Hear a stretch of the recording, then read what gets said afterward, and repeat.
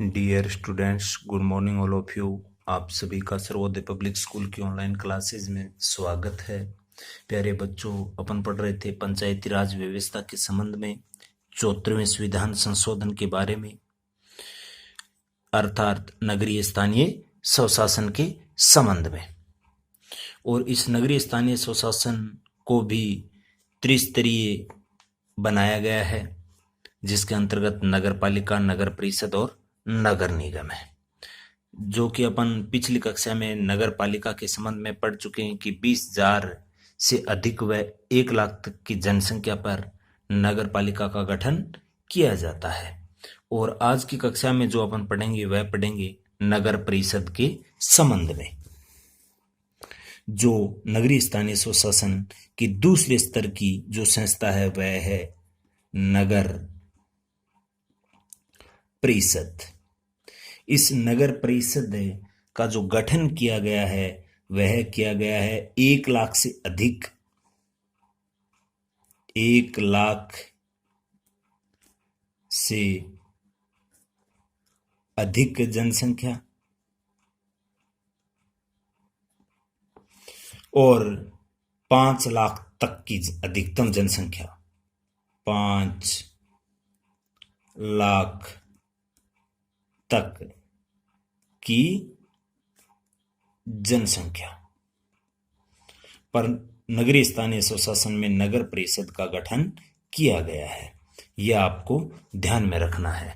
यानी कि कम से कम 1 लाख जनसंख्या और अधिकतम 5 लाख जनसंख्या जिस नगर की है उसके अंदर नगर परिषद का गठन किया गया है। और इस संपूर्ण नगर परिषद को जनसंख्या के अनुपात के आधार पर निश्चित वार्डों में विभाजित किया है।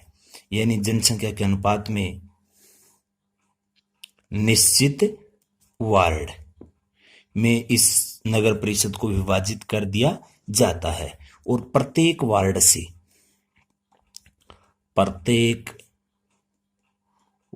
से जनता द्वारा प्रत्यक्ष रूप से बहुमत के आधार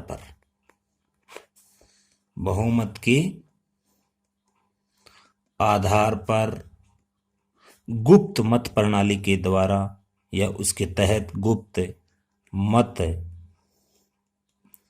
प्रणाली के तहत एक पार्षद का निर्वाचन किया जाता है। एक पार्षद का निर्वाचन किया जाता है। यह आपको ध्यान में रखना है कि नगर परिषद को जितने वार्डों में विभाजित किया गया है उस प्रत्येक वार्ड से संबंधित वार्ड के समस्त मतदाताओं द्वारा यानी कि बहुमत के आधार पर गुप्त मतदान प्रणाली के तहत एक वार्ड पार्षद का निर्वाचन किया जाता है। और बाद में इस संपूर्ण नगर परिषद के जो ये पार्षद निर्वाचित होकर आते हैं जनता द्वारा प्रत्यक्ष रूप से, ये सभी पार्षद मिलकर यानी सभी पार्षद मिलकर ये जितने भी इसके होते हैं, यह मैं लिख देता हूं, सभी पार्षद इस नगर परिषद के अपने में से एक चुनते हैं सभापति, जो नगर परिषद का मुखिया होता है। यानी नगर परिषद का मुखिया जिसे अपन बोलते हैं सभापति, और एक चुनते हैं वो अपन चुनते हैं, इसका जो सेकंड स्तर का होता है उप सभापति। इसका अर्थ यह हुआ कि जनता द्वारा चुने हुए जो प्रतिनिधि होते हैं अर्थात जो पार्षद हैं वो मिलकर इस नगर परिषद के मुखिया का निर्वाचन करते हैं, सभापति और उप सभापति का। तो सभापति और उप सभापति का जो चुनाव हुआ वह हो गया अप्रत्यक्ष रूप से, और जो पार्षदों का चुनाव है वह हो गया अपने प्रत्यक्ष रूप से।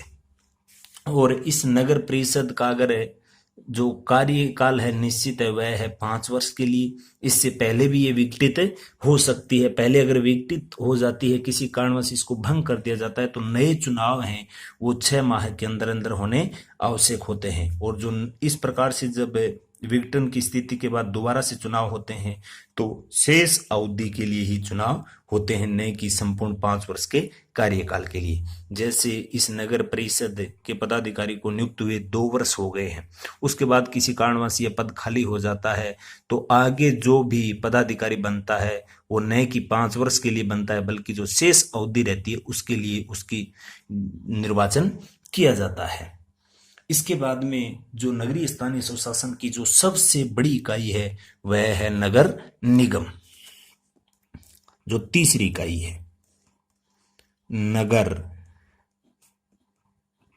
निगम, स्थानीय स्वशासन की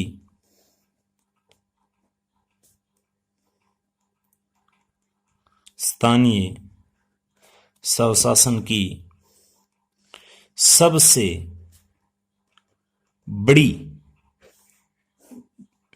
स्थानीय स्वशासन की सबसे बड़ी इकाई, यानी कि जो नगरीय स्थानीय स्वशासन है, नगरीय स्थानीय स्वशासन की जो सबसे बड़ी इकाई मान लीजिए, या अपन कह सकते हैं इसको जो संस्था है वह है नगर निगम। जिस प्रकार से अपन ने 33वें संविधान संशोधन में ग्रामीण स्थानीय स्वशासन की जो सबसे बड़ी इकाई अपन ने पढ़ी थी जिला परिषद, वैसे ही 74वें संविधान संशोधन के तहत अर्थात नगरीय स्थानीय स्वशासन के अंदर जो सबसे बड़ी इकाई या संस्था है वह है नगर निगम।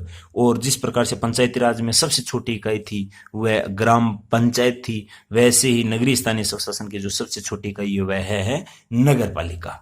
और इस नगर निगम का जो गठन किया जाता है वह किया जाता है 5 लाख से अधिक जनसंख्या जिस नगर की हो जाए, 5 लाख से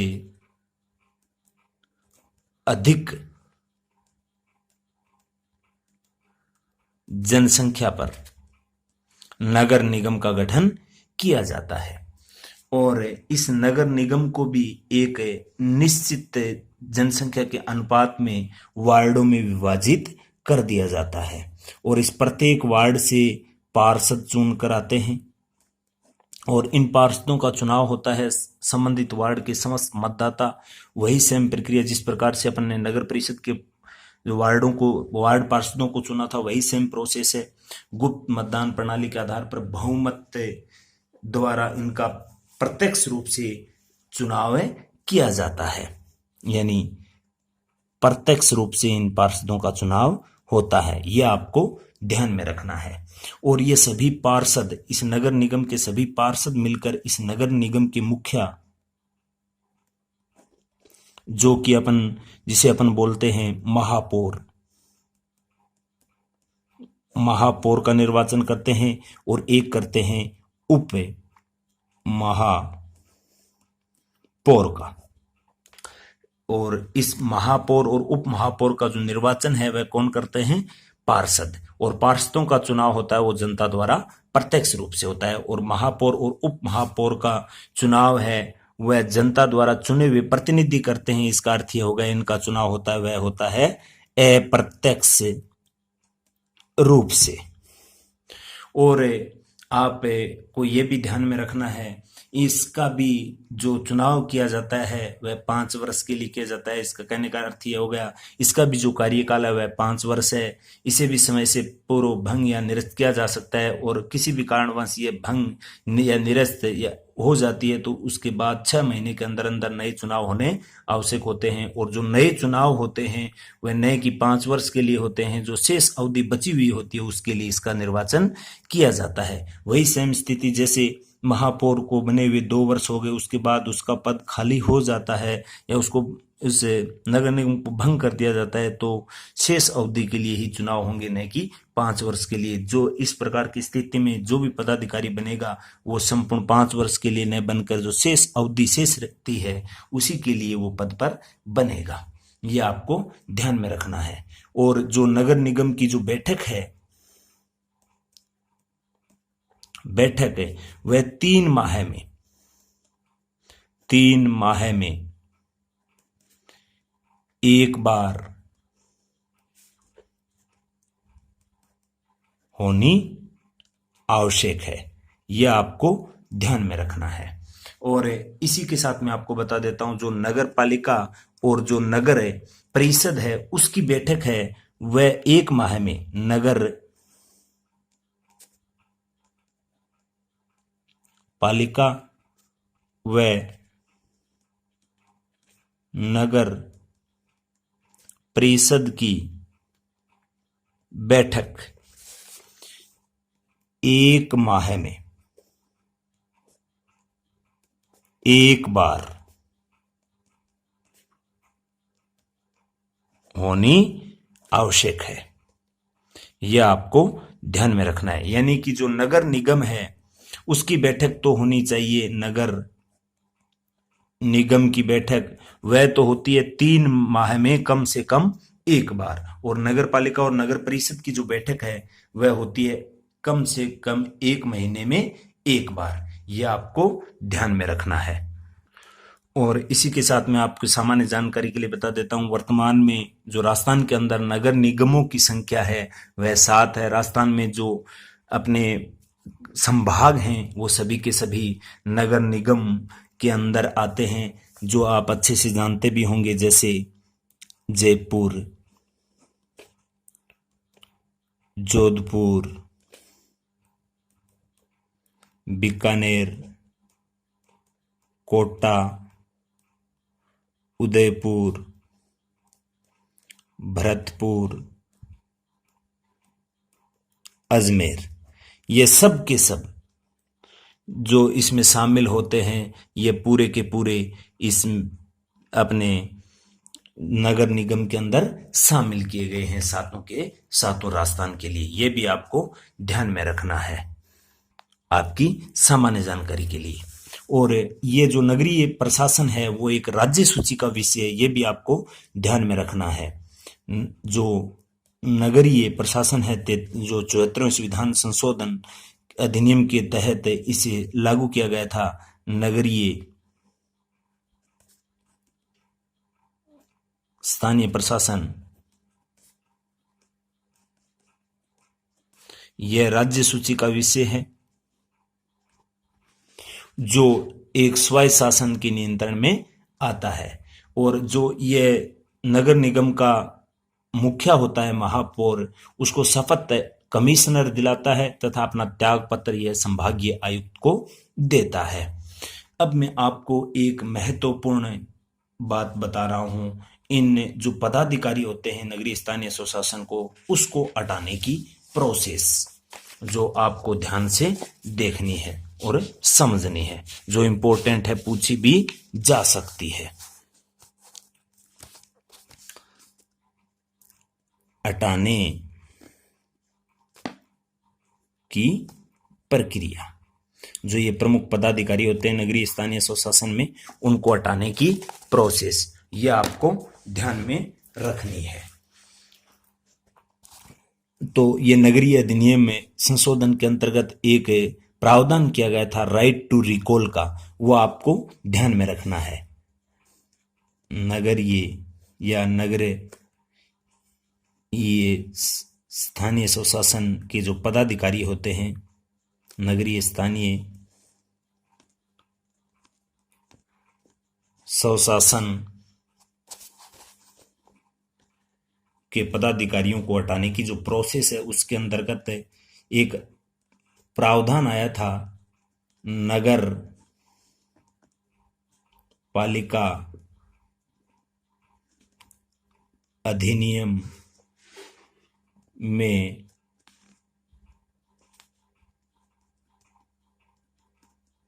संशोधन, राइट टू रिकॉल का प्रावधान किया गया था।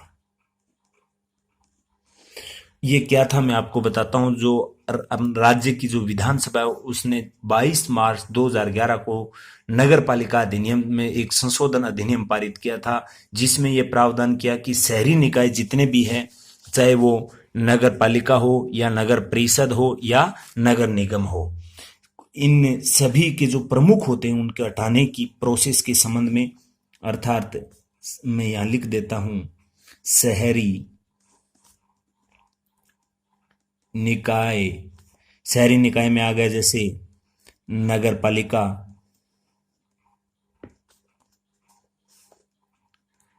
नगर परिषद व नगर निगम। इनके जो प्रमुख हैं, शहरी निकाय के जो प्रमुख हैं, उनको पार्षदों के 3/4 बहुमत के आधार पर अविश्वास प्रस्ताव के माध्यम से, ये आपको ध्यान में रखना है। यानी जो ये शहरी निकाय के जो प्रमुख हैं, उनको जो इस निकाय के जो पार्षद होते हैं, इन निकायों के पार्षदों के 3/4 बहुमत से अविश्वास प्रस्ताव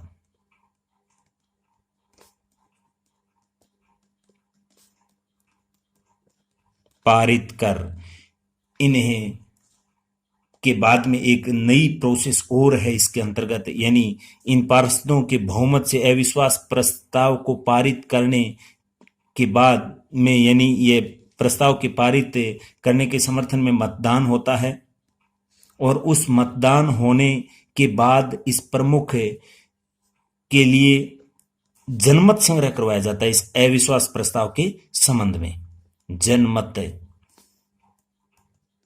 संग्रह में अविश्वास प्रस्ताव के पक्ष में यह मतदान होता है, और जैसे ये जनमत संग्रह के माध्यम से ये बहुमत से पारित होता जाता है, उसके बाद ये जो प्रमुख होते हैं इन निकायों के, उनको पद से हटाए हुए माने जाते हैं, पद से हटाया जाता है। ये आपको ध्यान में रखना है। इनको हटाने की प्रोसेस पूछी जा सकती है, राइट टू रिकॉल, या सीधा क्वेश्चन पूछा जा सकता है, राइट टू रिकॉल से आप क्या समझते हैं? तो ये नगरीय स्थानीय स्वशासन के जो प्रमुख होते हैं उनको हटाने के लिए जो अविश्वास प्रस्ताव है उसी को राइट टू रिकॉल बोला गया है। और इस ये जो राइट टू रिकॉल जो ये अधिनियम बना था, ये 22 मार्च 2011 को, ये आपको ध्यान में रखना है। ये राज्य की विधानमंडल में एक अपने नगर पालिका अधिनियम में संशोधन विधेयक पारित किया, जिसके तहत जो ये शहरी निकाय होते हैं, नगर पालिका, नगर निगम और नगर परिषद, इनके जो प्रमुख होते हैं उनको हटाने के लिए जो इन निकायों के जो पार्षद होते हैं उनके 3/4 बहुमत के अविश्वास प्रस्ताव पारित करने के बाद जनमत संग्रह करवाया जाता है, और उस जनमत संग्रह में बहुमत के आधार पर मतदान के बाद इनको पद से हटाया जा सकता है। और ये भी अविश्वास प्रस्ताव याद रखना, जैसे 33वें संविधान संशोधन में अपन ने पढ़ा था कि प्रारंभ के 2 वर्ष में यह नहीं आ सकता, अंतिम 1 वर्ष में नहीं आ सकता, वही सेम प्रोसेस इसके अंदर है। प्रारंभ के 2 वर्ष में इस प्रकार से राइट टू रिकॉल का अपन प्रयोग इन शहरी निकायों के प्रमुखों को हटाने के लिए नहीं कर सकते। और याद रखिएगा, जो ये शहरी निकाय हैं, इनके जो उपाध्यक्ष होते हैं उनको हटाने के लिए इस जनमत संग्रह की आवश्यकता नहीं होती है। जो इंपॉर्टेंट बात है, ये जनमत संग्रह की, यानी ये पार्षदों की 3/4 बहुमत के साथ जनमत संग्रह आवश्यक होता है, वह केवल और केवल जो शहरी निकाय के जो प्रमुख होते हैं, नगर पालिका, नगर परिषद और नगर निगम को, उन्हीं के लिए ये जनमत संग्रह की आवश्यकता होती है। इन जो उपाध्यक्ष होते हैं शहरी निकायों को, उनको हटाने के लिए इनकी कोई आवश्यकता नहीं होती। यह आपको ध्यान में रखना है। अब मैं आपको एक महत्वपूर्ण बात और बता देता हूं। ब्रिटिश काल में पहली बार 1687 में ब्रिटिश काल के दौरान मद्रास है, जिसे अपन वर्तमान में चेन्नई बोलते हैं, मद्रास को नगर पालिका के रूप में गठित किया था। नगर पालिका के रूप में गठित किया गया था और उसको 1900 यानी मद्रास को 1951 के अंदर किस में बदल दिया, नगर निगम में। यह आपकी सामान्य जानकारी के लिए बता देता हूं, आप ध्यान में रखना, भविष्य में काम में आएगी। और राजस्थान के अंदर पहली बार नगर पालिका का जो गठन किया गया था वो माउंट आबू के अंदर 1964 के अंदर किया गया था। राजस्थान के अंदर, राजस्थान में प्रथम नगर पालिका का जो गठन किया गया था वह किया गया था माउंट आबू के अंदर 1964 में। यह भी आपको ध्यान में रखना है। अब मैं आपको बता देता हूं जो 73वां संविधान संशोधन था, 73वां संविधान संशोधन, उसके तहत संविधान की अनुसूची 12वीं जोड़ी गई थी, जिसमें यह तो अनुसूची थी और उसके अंदर 29 विषय थे, जो मैं आपको बता देता हूं कि ये 29 विषय कौन कौन से थे। ये महत्वपूर्ण विषय थे जैसे भूमि विकास के संबंध में भूमि सुधार लागू करना, भूमि संगठन व संरक्षण के संबंध में, लघु सिंचाई के संबंध में, वन जीवन व वनों के कृषि के संबंध में, लघु वन उत्पादन के संबंध में, लघु उद्योग है जैसे खाद्य प्रसंस्करण, जो प्रसंस्करण से संबंधित जो उद्योग हैं वो भी इसके अंदर शामिल थे, खादी कुटीर उद्योग है, ग्रामीण विकास के संबंध में ईंधन चारा है, पेयजल है, सड़क पुल नदी जल मार्ग, संचार के साधन, ग्रामीण क्षेत्र में विद्युत का विभाजन किस प्रकार से, उनको उपलब्ध कैसे करवाया जाए, गैर परंपरागत ऊर्जा के स्रोत हैं, गरीबी उन्मूलन है, अनौपचारिक शिक्षा है, पुस्तकालय वाचनालय है, पुस्तकालय वाचनालय के साथ साथ मेले व बाजार, सांस्कृतिक गतिविधियां, स्वास्थ्य संबंधी सेवा में के अंदर जैसे स्वास्थ्य सेवाओं के से संबंधित जो सेवाएं आती है जैसे अस्पताल है, प्राथमिक स्वास्थ्य केंद्र है, महिला उन्मूलन के संबंध में है, बाल विकास के संबंध में है, और समाज के जो कमजोर अनुसूचित जाति जनजाति क्षेत्र के कल्याण के संबंध की जो बात आती है, सार्वजनिक वितरण प्रणाली की बात आती है, सार्वजनिक संपत्ति की देखरेख की बात आती है, ये सब के सब इसमें 73वें संविधान संशोधन में शामिल किए गए थे। और 74वें संविधान संशोधन के तहत जो ये 11वीं अनुसूची थी और इस 74वें संविधान संशोधन के अंदर जो 12वीं अनुसूची जोड़ी गई थी 74वें संविधान संशोधन के अंदर, उसके अंदर 18 विषय शामिल किए गए थे, जिसके अंदर नगर की सफाई कैसे रखी जाए, नगर में फैली बीमारियों के उपचार किस प्रकार से किया जाए, सड़क की मरम्मत का निर्माण किस प्रकार से किया जाए, धर्मशाला है, पार्क है, शहरी गरीबी दूर करने के लिए नीतियों का सर्जन करना है, जैसे पशु वधशाला है, कब्रिस्तान है, चमड़ा उद्योग का विनियमन करना है, भूमि उपयोग विनियमन से संबंधित है, गंदी मलिन बस्तियों की समुचित व्यवस्था किस प्रकार से की जाए, और जो ये कारागृह का जो प्रबंध होता है वो किस प्रकार से किया जाए, और ये सार्वजनिक शौचालय का निर्माण किस प्रकार से किया जाए। इस प्रकार की जो कुछ बातें थी वो इन 74वें संविधान संशोधन के तहत 12वीं अनुसूची में शामिल की गई थी। ये भी आपको ध्यान में रखनी है। और ये 73वें में 11वीं अनुसूची जोड़ी गई थी और 74वें संविधान संशोधन में 12वीं अनुसूची, और 73वें में 29 विषय और इस 74वें संविधान संशोधन 12वीं अनुसूची में शहरी निकाय से संबंधित 18 विषय जोड़े गए थे। इनका जो पूरा विस्तार है वो आपको PDF फाइल के माध्यम से आप तक पहुंचा दिया जाएगा, जिसको आपको अच्छे से याद करना है, पढ़ना है। आज ये लेसन अपना कंप्लीट होता है। इसके बाद अपन अगली यूनिट स्टार्ट करेंगे, जिसके अंतर्गत जो अपन पढ़ेंगे मुख्यतः जो सांप्रदायिकतावाद जातिवाद है उसके संबंध में। जो ये लेसन एक प्रकार से अपना ये पूछा जाएगा, इसमें जो ये पूरी यूनिट आएगी आगे उसमें 4-4 नंबर के क्वेश्चन पूछे जाते हैं। ये आपको ध्यान में रखना है और इसको अच्छे से पढ़ना है, साथ साथ में याद भी करना है। आज के लिए इतना ही। कल अपन एक नए लेसन के साथ जातिवाद और सांप्रदायिकता के साथ नई क्लास में आएंगे, और उससे पहले मैं उम्मीद करता हूं कि आप पीछे का लेसन को आराम से समझाए और संपूर्ण होमवर्क भी किया होगा और साथ साथ में याद भी कर रहे होंगे। जय हिंद, जय भारत।